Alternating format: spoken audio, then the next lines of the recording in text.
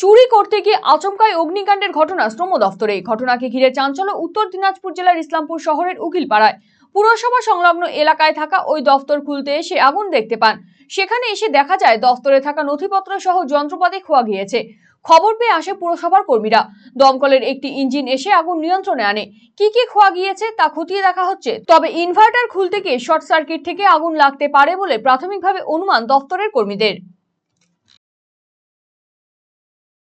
আমরা তো সকালে আমার অফিস স্টাফ এসে যখন ঘর খুলেছে আমাকে ফোন করলো, বললো যে এরকম আগুন লেগে গেছে, আর হচ্ছে কি ওই যা যা ছিল কিছু চুরি হয়ে গেছে, অনেক কিছু জিনিসপত্র ছিল, ফাইল টাইল যা আছে ওগুলো সব নিয়ে গেছে। কী করেছে শেষে আগুন লেগে গেছে, ইনভার্টার ফিনভার্টার ব্যাটারি যা আছে চুরি করে নিয়ে গেছে। শেষে তো আমাদের তখন এই লোকাল থানাকে জানানো হলো এবং ফায়ার ব্রিগেডকে আমরা ফোন করলাম। তখন ওনারা এলেন, এসে তারপর ওনাদের যা যা যাবতীয় কাজ ওনারা করলেন। এখন ওই রকম পরিস্থিতিতে আছে, এখন দেখা যায় কতদূর কী করা যায়। আগুনটা কীভাবে লেগেছে? সেটা মেবি শর্ট সার্কিট, আর নইলে অন্য কোনো ব্যবস্থা কিছু করেছে, সেটা হয়তো আমি বলতে পারছি না। খোলাখুলি না জেনে না বুঝে বলতে পারছি না এই মুহূর্তে।